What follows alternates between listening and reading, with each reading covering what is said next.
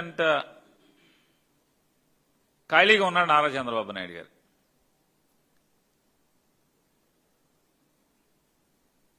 మరి మంత్రి గారు ఏం చేస్తాడో మనకు అర్థం కాదు, రాష్ట్ర ప్రజలందరికీ కూడా. మరి సారా మంత్రి గారు ఏం చేస్తాడు? ముఖ్యమంత్రి ప్రెస్ మీట్లు పెడితే క్యూఆర్ కోడ్ గురించి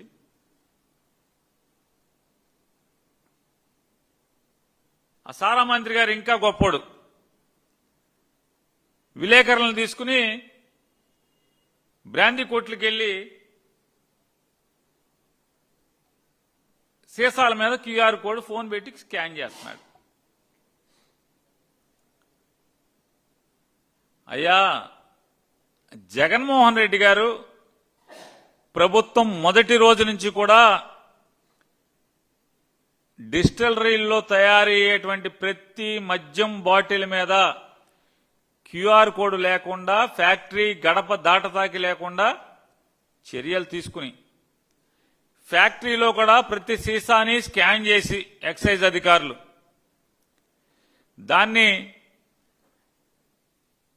ప్రభుత్వంచే నడపబడుతున్నటువంటి ఏపీబీఎస్ఎల్ డిపోలకి చేరటం, అక్కడ స్కానింగ్ జరగటం, క్యూఆర్ కోడ్ అక్కడి నుంచి షాపులకి వెళ్ళినా అక్కడ కూడా స్కానింగ్ జరగటం.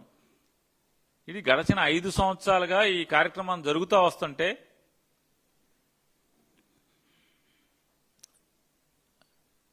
మరి మీరే కనిపెట్టినట్టు ఇవాళ ఏంటి? నారా చంద్రబాబు నాయుడు గారు ముఖ్యమంత్రిగా, కొల్లు రవీంద్ర గారు సారా మంత్రిగా మీరు బాధ్యతలు తీసుకోగానే ఈ క్యూఆర్ కోడ్ బ్రాందీ సీసాల మీద క్యూఆర్ కోడ్ ముద్రించడం లేకపోతే అది అతికించడం ఎందుకు రద్దు చేశారు? ఎందుకు రద్దు చేశారు? ఇవాళ మళ్ళీ దాన్ని ఏదో కొత్తగా మీరు కనిపెట్టినట్టు మళ్ళీ ఎందుకని ఈ డ్రామాలు ఆడుతున్నారు? ప్రతి సీసా మీద కొత్తగా మీరే కనిపెట్టినట్టు. జగన్మోహన్ రెడ్డి గారు ఉండగా 5 ఏళ్లు క్యూఆర్ కోడ్తో మాత్రమే మద్యం సీసాల అమ్మకం సాగితే ఇవాళ మీరు దాన్ని ఎందుకు రద్దు చేసి ఈ సంవత్సరం 6 మాసాల తర్వాత దాన్ని మళ్ళీ ఎందుకు ప్రవేశపెడుతున్నారు? ఎందుకంటే రాష్ట్ర వ్యాప్తంగా వీళ్లు సాగిస్తున్నటువంటి మద్యం దందాలు కుళ్ళు కంపు కొట్టి స్థాయికి వచ్చాక రాష్ట్రం మొత్తం మీద పాలకుల యొక్క వాటాలు తీసుకునే స్థాయికి దాని నుంచి కూడా వీళ్ళ చేయి దాటి కల్తీ మద్యం పరిశ్రమలు విచ్చలవిడిగా వీళ్ళు అనుకుంటున్నటువంటి పరిస్థితులు చూసి కంగారు వచ్చినట్టుంది. కంగారు వచ్చి ఇప్పుడు కొత్తగా ఈ డ్రామా మొదలుపెట్టారు, క్యూఆర్ కోడ్ డ్రామా. 16 మాసాలుగా మీ దొంగ వ్యాపారం, నకిలీ వ్యాపారం మేమే పట్టుకున్నాం కదా అని ఒక సోగ్గాడు మాట్లాడుతున్నాడు. ఆయన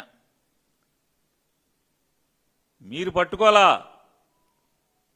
ఆ ఫ్యాక్టరీల్లో తయారై ఫ్రాంచైజీల ద్వారా రాష్ట్ర వ్యాప్తంగా ఉన్నటువంటి అన్ని మద్యం దుకాణాలు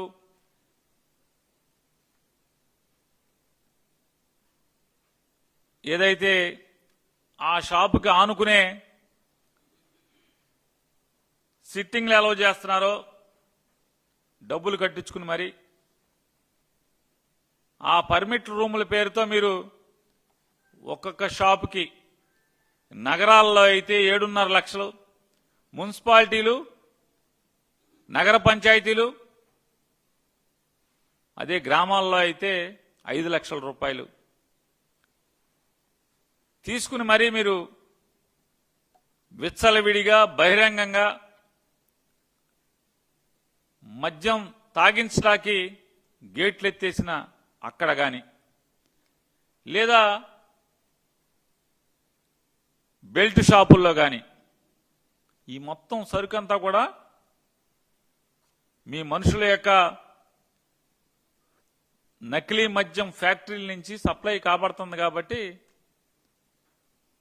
సప్లై చేయాలనేటువంటి స్కెచ్ గీసుకున్నారు కాబట్టి క్యూఆర్ కోడ్ ఎత్తేశారు.